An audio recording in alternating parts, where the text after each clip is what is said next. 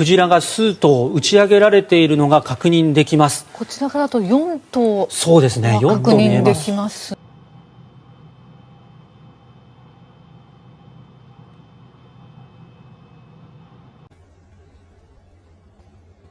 ね、はい、これが津波によって打ち上げられたものなのかどうかというのはまだ定かではありませんが、クジラが4頭ほど打ち上げられているというのがこちらから